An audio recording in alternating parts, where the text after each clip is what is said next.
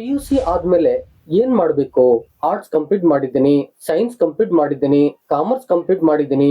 ಯಾವ ಒಂದು ಕೋರ್ಸ್ ಅನ್ನ ನೆಕ್ಸ್ಟ್ ತಗೋಬೇಕು? ಯಾವ ಕೋರ್ಸ್ ತೆಗೆದುಕೊಂಡ್ರೆ ಯಾವ ಜಾಬ್ಗೆ ಹೋಗ್ಬೋದು? ಯಾವ ಜಾಬ್ ಬಹಳ ಹೆಚ್ಚು ಸಂಬಳವನ್ನ ತಂದು ಕೊಡ್ತವೆ? ಬಹುತೇಕ ಮಂದಿಗೆ ಈ ಒಂದು ಸೆಲೆಕ್ಷನ್ ಅಂತಕ್ಕಂಥದ್ದು ತಲೆನೋವಾಗಿರುತ್ತೆ. ಎಷ್ಟೋ ಜನಕ್ಕೆ ಇದ್ರ ನಾಲೆಡ್ಜ್ ಇರೋದಿಲ್ಲ. ಆ ದಿಶೆಯಿಂದಾಗಿ ಯಾವುದೋ ಒಂದು ಕೋರ್ಸ್ ನ ತಗೊಳ್ತಾರೆ, ಓದ್ತಾರೆ. ಕೊನೆಯಲ್ಲಿ ಅಯ್ಯೋ ಆ ಕೋರ್ಸ್ ತಗೋಬೇಕಾಗಿತ್ತಲ್ಲ, ಈ ಕೋರ್ಸ್ ತಗೋಬೇಕಾಗಿತ್ತಲ್ಲ, ತಪ್ಪು ಮಾಡ್ಬಿಟ್ನಲ್ಲ, ಗೈಡ್ಲೈನ್ಸ್ ತಗೊಂಡಿಲ್ವಲ್ಲ ಅಂತಕ್ಕಂಥ ಸಫರ್ಗೆ ಒಳಗಾಗ್ಬಿಡ್ತಾರೆ. ಆ ದಿಶೆಯಿಂದಾಗಿ ವೀಕ್ಷಕರೇ, ಯಾವುದೇ ಒಂದು ಕೋರ್ಸ್ ಅನ್ನ ಸೆಲೆಕ್ಟ್ ಮಾಡುವ ಮುನ್ನ ಯಾವ ಕೋರ್ಸು, ಯಾವ ಉದ್ಯೋಗ, ಎಷ್ಟು ಆಪರ್ಚುನಿಟೀಸ್ ಇದೆ ಇವುಗಳನ್ನ ಮೊದಲು ಸರ್ಚ್ ಮಾಡಿಕೊಂಡು ಆ ನಂತರದಲ್ಲಿ ಕೋರ್ಸ್ ಅನ್ನು ತೆಗೆದುಕೊಳ್ಳೋದು ಬಹಳ ಉತ್ತಮ. ಈ ಹಿನ್ನೆಲೆಯಲ್ಲಿ ನನ್ನ ವಿಡಿಯೋ ಹೆಲ್ಪ್ ಆಗ್ಬೋದು ಬಹುತೇಕ ಮಂದಿಗೆ. ಆ ದಿಶೆಯಿಂದಾಗಿ ಈ ವಿಡಿಯೋನ ದಯವಿಟ್ಟು ನಿಮ್ಮ ಫ್ರೆಂಡ್ಸ್ ಅಂಡ್ ಫ್ಯಾಮಿಲಿ ಗ್ರೂಪ್ಗೆ ಶೇರ್ ಮಾಡಿ. ನಿಮ್ ಕಡೆಯಿಂದ ಒಂದಷ್ಟು ಮಾಹಿತಿ ಅವ್ರಿಗೆ ತಲುಪಿ ಅವರ ಭವಿಷ್ಯದಲ್ಲಿ ಒಳ್ಳೆಯ ಕೋರ್ಸ್ ಅನ್ನ ತೆಗೆದುಕೊಂಡು ಉತ್ತಮ ಉದ್ಯೋಗವನ್ನ ಪಡ್ಕೋಬಹುದು, ಅವರು ನೆನ್ಸ್ಕೊಳ್ತಾರೆ. ಹಾಗಾದ್ರೆ ವಿಡಿಯೋನ ಆರಂಭ ಮಾಡೋಣ ಬನ್ನಿ. ಅದಕ್ಕೂ ಮುನ್ನ ನೀವೇನ ಫಸ್ಟ್ ಟೈಮ್ ನನ್ನ ಚಾನಲ್ ಬಂದು ಸಬ್ಸ್ಕ್ರೈಬ್ ಆಗದೆ ವಿಡಿಯೋ ನೋಡ್ತಾ ಇದ್ರೆ ದಯವಿಟ್ಟು ಸಬ್ಸ್ಕ್ರೈಬ್ ಮಾಡ್ಕೊಳ್ಳಿ, ಆ ಮೂಲಕ ಸಪೋರ್ಟ್ ಮಾಡ್ತೀರಿ. ನಾನು ಇನ್ಫಾರ್ಮೇಟಿವ್ ವಿಡಿಯೋಗಳನ್ನ ಮಾಡ್ತಾ ಇರ್ತೀನಿ. ಆ ದಿಶೆಯಿಂದಾಗಿ ಬೆಲ್ ಬಟನ್ ಕ್ಲಿಕ್ ಮಾಡಿ ಆಲ್ ಅಂತ ಸೆಲೆಕ್ಟ್ ಮಾಡ್ಕೊಳ್ಳಿ. ನಾನ್ ಮಾಡ್ತಕ್ಕಂಥ ಎಲ್ಲ ವಿಡಿಯೋಗಳು ನೋಟಿಫಿಕೇಶನ್ ಮೂಲಕ ನಿಮ್ ಬಂದ್ ತಲುಪ್ತವೆ. ಮಾಡ್ಕೊಳ್ತಿರಲ್ಲ, ಬನ್ನಿ ವಿಡಿಯೋನ ಆರಂಭ ಮಾಡೋಣ. ಪ್ರೀತಿವೀಕ್ಷಕರೇ, ಮೊದಲನೇದಾಗಿ ಸೈನ್ಸ್ ಸ್ಟ್ರೀಮ್ ಓದಿರ್ತಕ್ಕಂಥ ಅಂದ್ರೆ PUC ನಲ್ಲಿ ಸೈನ್ಸ್ ಓದಿರ್ತಕ್ಕಂಥವ್ರು ಯಾವ ಕೋರ್ಸ್ ಅನ್ನ ಡಿಗ್ರಿನಲ್ಲಿ ಚೂಸ್ ಮಾಡಬಹುದು ಅದನ್ನ ನೋಡೋದಾದ್ರೆ BE ಆರ್ BTech ಗೆ ಹೋಗ್ಬೋದು, engineer field, MBBS or BDS ಗೆ ಹೋಗ್ಬೋದು, ಮೆಡಿಕಲ್ ಫೀಲ್ಡ್, BSc ಮಾಡ್ಬೋದು, ಫಿಸಿಕ್ಸ್, ಕೆಮಿಸ್ಟ್ರಿ, ಬಯೋಲಜಿ ಈ ಒಂದು ಕಾಂಬಿನೇಷನ್ ಗಳನ್ನ ತಗೋಬಹುದು. ಕಂಪ್ಯೂಟರ್ ಸೈನ್ಸ್ ಇದೆ, ಈಗ ತೆಗೆದುಕೊಳ್ಬಹುದು. ಎಲೆಕ್ಟ್ರಾನಿಕ್ಸ್ ಇದೆ, ತಗೋಬಹುದು.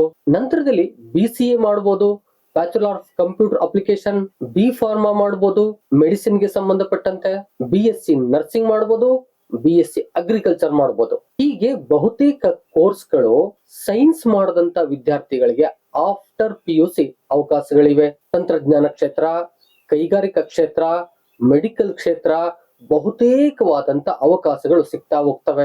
ಇನ್ನು ಯಾವ ಉದ್ಯೋಗ ಅವಕಾಶಗಳು ಸಿಗ್ತವೆ ಅಂತಕ್ಕಂಥದನ್ನ ನೋಡೋದಾದ್ರೆ ಸಾಫ್ಟ್ವೇರ್ ಇಂಜಿನಿಯರ್ ಆಗ್ಬೋದು ಈ BTech BE ಮಾಡಿರ್ತಕ್ಕಂಥವ್ರಿಗೆ.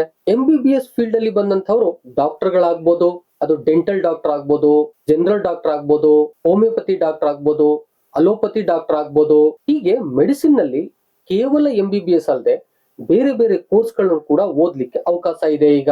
ಇನ್ನು BCA ಮಾಡ್ತಕ್ಕಂಥವ್ರು ಡೇಟಾ ಅನಲಿಸ್ಟ್ ಆಗ್ಬೋದು, ಫಾರ್ಮಸಿ ಮಾಡಿದವರು ಫಾರ್ಮಸಿಸ್ಟ್ ಆಗ್ಬೋದು.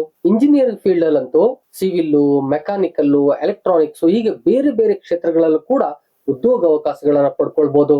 ಈಗಂತೂ ಡೇಟಾ ಸೈನ್ಸ್, AI ಇದಕ್ಕೆ ಬಹಳ ಉತ್ತಮವಾದಂತ ಆಫರ್ಗಳಿವೆ. ಹೀಗೆ ಹೆಚ್ಚು ಸಂಬಳದ ಉದ್ಯೋಗಗಳನ್ನು ಕೂಡ ಮಾಡ್ಕೋಬಹುದಾಗಿದೆ.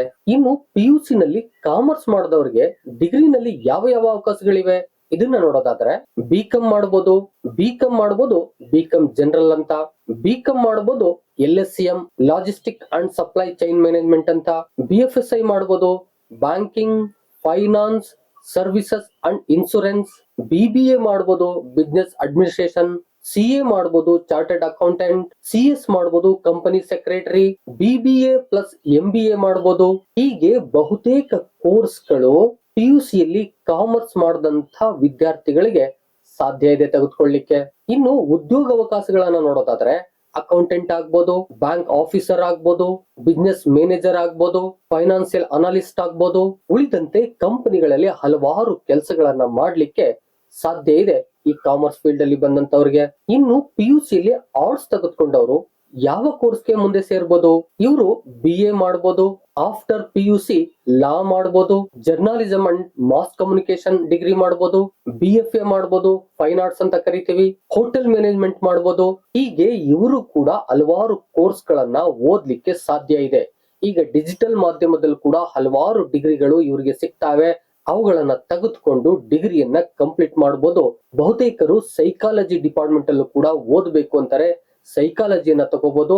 ಅವರು ಕೂಡ ಮೆಡಿಕಲ್ ಫೀಲ್ಡ್ ಅಲ್ಲಿ ಸೈಕಾಟ್ರಿ ಡಿಪಾರ್ಟ್ಮೆಂಟ್ ಅಲ್ಲಿ ವರ್ಕ್ ಮಾಡ್ಲಿಕ್ಕೆ ಸಾಧ್ಯ ಆಗ್ತದೆ. ಹೀಗೆ ಹಲವಾರು ಕೋರ್ಸ್ಗಳು ಕೂಡ ಇವ್ರಿಗೂ ಕೂಡ ಲಭ್ಯ ಇದ್ದಾವೆ. ಹೀಗೆ ಹಲವಾರು ಕೋರ್ಸ್ ಗಳನ್ನ ಚೂಸ್ ಮಾಡಿ ಓದಬಹುದು. ಇನ್ನು ಉದ್ಯೋಗ ಅವಕಾಶಗಳನ್ನ ನೋಡೋದಾದ್ರೆ ಲಾಯರ್ ಆಗ್ಬೋದು, ಜರ್ನಲಿಸ್ಟ್ ಆಗ್ಬೋದು, ಡಿಸೈನರ್ ಆಗ್ಬೋದು, ಟೀಚರ್ ಆಗ್ಬೋದು, ಇನ್ನು ಹಲವು ಕ್ಷೇತ್ರಗಳಲ್ಲಿ ವರ್ಕ್ ಮಾಡ್ಲಿಕ್ಕೆ ಸಾಧ್ಯ ಇದೆ. ಇನ್ನು ಉಳಿದಂತೆ ಆಫ್ಟರ್ PUC ಇನ್ಯಾವೆಲ್ಲ ಕೋರ್ಸ್ ಮಾಡ್ಬೋದು? ಪ್ರೊಫೆಷನಲ್ ಕೋರ್ಸ್ಗಳು, ಸ್ಕಿಲ್ ಬೇಸ್ಡ್ ಕೋರ್ಸ್ಗಳು ಸಿಗ್ತಾ ಹೋಗ್ತವೆ. ಅವುಗಳನ್ನ ನೋಡೋದಾದ್ರೆ ಡಿಪ್ಲೊಮೊ ಕೋರ್ಸ್ ಗಳನ್ನ ಮಾಡ್ಬೋದು. ಇಂಜಿನಿಯರಿಂಗ್ ಸಂಬಂಧಪಟ್ಟಂಗೆ, ITI ಗೆ ಸಂಬಂಧಪಟ್ಟಂಗೆ ಡಿಪ್ಲೊಮಾ ಕೋರ್ಸ್ಗಳು ಸಿಗ್ತವೆ, ಅವುಗಳನ್ನು ಕೂಡ ಮಾಡಬಹುದು. ಇನ್ನು ಅನಿಮೇಷನ್, VFX ಅಲ್ಲಿ ಹಲವಾರು ಅವಕಾಶಗಳು ಸಿಗ್ತವೆ, ಈ ಕೋರ್ಸ್ ಅನ್ನು ಕೂಡ ಮಾಡಬಹುದು. ಇನ್ನು ಡಿಜಿಟಲ್ ಮಾರ್ಕೆಟಿಂಗು ಇತ್ತೀಚೆಗೆ ಬಹುತೇಕ ಬೇಡಿಕೆ ಇದೆ, ಅವುಗಳನ್ನು ಕೂಡ ಮಾಡಬಹುದು. ಇನ್ನು ವೆಬ್ ಡೆವಲಪ್ಮೆಂಟ್ ಗೆ ಅವಕಾಶಗಳಿವೆ, ಈ ಕೋರ್ಸ್ ಗಳನ್ನು ಕೂಡ ಮುಗಿಸ್ಕೋಬಹುದು. ಇವೆಲ್ಲವೂ ಕೂಡ professional or skill based course ಗಳಾಗಿರೋದ್ರಿಂದ ಇವುಗಳನ್ನ ಮಾಡಿಕೊಂಡು ಜಾಬ್ಗೆ ನೇರವಾಗಿ ಹೋಗ್ಲಿಕ್ಕೆ ಸಾಧ್ಯ ಇದೆ. ಈ ಕೋರ್ಸ್ ಗಳನ್ನ ಮಾಡಿದವರಿಗೆ ಅವಕಾಶಗಳು ಎಲ್ಲೆಲ್ಲಿ ಅಂತಕ್ಕಂಥದ್ದನ್ನ ಕೇಳಿದ್ರೆ, ಅನಿಮೇಟರ್ ಆಗಿ ವರ್ಕ್ ಮಾಡಬಹುದು. ಇತ್ತೀಚೆಗೆ ಡಿಜಿಟಲ್ ಯುಗದಲ್ಲಿ ಇದು ಕೂಡ ಬಹಳ ಮುಖ್ಯ ಆಗಿದೆ. ಗ್ರಾಫಿಕ್ ಡಿಸೈನರ್ ಆಗಿ ಕೆಲಸವನ್ನ ಮಾಡಬಹುದು, ಡಿಜಿಟಲ್ ಮಾರ್ಕೆಟರ್ ಆಗಿ ಕೆಲಸವನ್ನ ಮಾಡಬಹುದು, ಫ್ರೀಲಾನ್ಸರ್ ಆಗಿ ವರ್ಕ್ ಮಾಡಬಹುದು. ಇತ್ತೀಚೆಗಂತೂ ಅನಿಮೇಷನ್, IT, ಡಿಜಿಟಲ್ ಮಾರ್ಕೆಟಿಂಗ್ ಬಹುತೇಕ ಅವಕಾಶಗಳು ಸಿಗ್ತಾ ಇದಾವೆ. ಪ್ರೀತಿವೀಕ್ಷಕರೇ, ಹೀಗೆ after PUC science, commerce, arts ಮಾಡ್ತಕ್ಕಂಥವ್ರು ಹೀಗೆ ಹಲವಾರು ಕೋರ್ಸ್ ಗಳನ್ನ ಚೂಸ್ ಮಾಡಿ ಭವಿಷ್ಯವನ್ನ ಉಜ್ವಲಗೊಳಿಸ್ಕೋಬಹುದು. ಹೀಗೆ ಹಲವಾರು ಕೋರ್ಸ್ ಗಳನ್ನ ಮಾಡಿ ಭವಿಷ್ಯವನ್ನ ಉಜ್ವಲಗೊಳಿಸ್ಕೋಬಹುದು. ಒಂದು ಮಾತು ನೆನಪಿರ್ಲಿ, ಈ ಎಲ್ಲಾ ಕೋರ್ಸ್ ಗಳನ್ನ ಮಾಡುವುದರ ಜೊತೆಗೆ ನಿಮ್ಮಲ್ಲಿ ಸ್ಕಿಲ್ ಇರಬೇಕು. ಒಂದು ಕೋರ್ಸ್ಗೆ ಎಂಟ್ರಿ ಆದ್ಮೇಲೆ ಅದನ್ನ ಸಕ್ಸಸ್ಫುಲ್ ಕಂಪ್ಲೀಟ್ ಮಾಡಬೇಕು, ಬಹಳ ಇಂಪಾರ್ಟೆಂಟ್ ಆಗುತ್ತೆ. ಜೊತೆಗೆ ಈ ಜಗತ್ತಿಗೆ ಬೇಕಾದಂತ ಸ್ಕಿಲ್ ಅನ್ನ ಆ ಒಂದು ಕೋರ್ಸ್ ಇಂದನೇ ಪಡ್ಕೋಬೇಕು. ನೀವು ಕೇವಲ ಒಂದು ಡಿಗ್ರಿ ಸರ್ಟಿಫಿಕೇಟ್ ತೆಗೆದುಕೊಂಡ್ರೆ ಅವಕಾಶಗಳು ಕಡಿಮೆ. ಆ ಡಿಗ್ರಿ ಸರ್ಟಿಫಿಕೇಟ್ ಜೊತೆಗೆ ಕಲಿಯುವ ಹಂತದಲ್ಲೇ ನೀವು ಸ್ಕಿಲ್ ಆಗಿ, ಆ ಡಿಗ್ರಿ ಸರ್ಟಿಫಿಕೇಟ್ ಜೊತೆಗೆ ಕಲಿಯುವ ಹಂತದಲ್ಲೇ ನೀವು ಸ್ಕಿಲ್ ಬೆಳೆಸ್ಕೊಂಡ್ರೆ, ಕೌಶಲ್ಯಗಳನ್ನ ಬೆಳೆಸ್ಕೊಂಡ್ರೆ ನೀವು ಈ ಜಗತ್ತಲ್ಲಿ ಕೆಲಸವನ್ನ ಆರಾಮಾಗಿ ತಗೋಬಹುದು, ಏನು ತೊಂದರೆ ಇಲ್ಲ. ಆ ದಿಸೆಯಿಂದಾಗಿ ಒಳ್ಳೆಯ ಕಮ್ಯುನಿಕೇಶನ್ ಬಳಸ್ಕೊಳ್ಳಿ, ಒಳ್ಳೆಯ ಸ್ಕಿಲ್ ಬೆಳೆಸ್ಕೊಳ್ಳಿ. ಯಾವ ಕೋರ್ಸ್ ಅನ್ನ ಮಾಡ್ತೀರೋ ಅದರಲ್ಲೇ ಎಫಿಸಿಯನ್ಸ್ ಆಗಿ ಒಳ್ಳೆ ರೀತಿನಲ್ಲಿ ಕಲೀರಿ, ಖಂಡಿತ ಅವಕಾಶಗಳು ಸಿಕ್ಕೇ ಸಿಗ್ತವೆ. ಬಹುತೇಕರಿಗೆ ಆ ಕೋರ್ಸ್ ತೆಗೆದುಕೊಂಡ್ರ ಹಾಗೆ, ಈ ಕೋರ್ಸ್ ತೆಗೆದುಕೊಂಡ್ರ ಹಾಗೆ ಅಂತಕ್ಕಂಥ ಒಂದು ಮನೋಭಾವ ಇರ್ತದೆ. ನಿಮ್ಗೆ ಇಷ್ಟದ ಕೋರ್ಸ್ ಅನ್ನ ಮೊದಲು ಯಾವ್ದು ತಗೋಬೇಕು, ಏನು ಯಾವ್ದು ತಗೊಂಡು ಉತ್ತಮ ಅಂತಕ್ಕಂಥ ರೀತಿಯಲ್ಲಿ ತಿಳ್ಕೊಂಡು ತೆಗೆದುಕೊಂಡು ಅದನ್ನ ನೀಟಾಗಿ ಕಂಪ್ಲೀಟ್ ಮಾಡಿ ಉದ್ಯೋಗ ತಾನಾಗಿ ಸಿಗುತ್ತೆ. ವಿಡಿಯೋ ನಿಮ್ಗೆ ಯೂಸ್ಫುಲ್ ಆಗಿದೆ ಅಂತ ಅನ್ಕೋತೀನಿ. ಬಹುತೇಕ ಜನಕ್ಕೆ ಈ ಮಾಹಿತಿ ಬೇಕಾಗುತ್ತೆ, ಆಲ್ರೆಡಿ ಕೇಳಿದೀನಿ, ದಯವಿಟ್ಟು ಶೇರ್ ಮಾಡಿ. ಹಾಗೂ ವಿಡಿಯೋ ನಿಮ್ಗೆ ಏನಾದ್ರು ಇಷ್ಟ ಆಯ್ತು ಅಂತಂದ್ರೆ ಕಾಮೆಂಟ್ ಮಾಡಿ. ಇನ್ನೂ ಏನಾದ್ರು ಕೇಳಬೇಕು, ಹೇಳ್ಬೇಕು ಅಂತಿದ್ರೆ ಕಾಮೆಂಟ್ ಬಾಕ್ಸ್ ಅಲ್ಲಿ ಬಂದು ಕಾಮೆಂಟ್ ಮಾಡಿ. ಇದೇ ರೀತಿಯಾದ ಇನ್ಫಾರ್ಮೇಟಿವ್ ವಿಡಿಯೋನ ಮಾಡ್ತಾ ಇರ್ತೀನಿ. ಇನ್ನೂ ಸಬ್ಸ್ಕ್ರೈಬ್ ಆಗದೆ ವಿಡಿಯೋ ನೋಡ್ತೀರಾ, ದಯವಿಟ್ಟು ಸಬ್ಸ್ಕ್ರೈಬ್ ಮಾಡ್ಕೊಳ್ಳಿ, ಆ ಮೂಲಕ ಸಪೋರ್ಟ್ ಮಾಡ್ತೀರಿ. ಮತ್ತೊಂದು ಇದೇ ರೀತಿ ಇನ್ಫಾರ್ಮೇಟಿವ್ ವಿಡಿಯೋ ಜೊತೆ ನಿಮ್ಮೊಟ್ಟಿಗೆ ಬರ್ತೀನಿ. ಅಲ್ಲಿವರೆಗೆ thank you one and all, love you all. Video ನೋಡಿದ ಪ್ರತಿಯೊಬ್ಬರಿಗೂ ಕೂಡ ಅನಂತ ಧನ್ಯವಾದಗಳು. ಮತ್ತೆ ಭೇಟಿ ಆಗ್ತಿರೋಣ.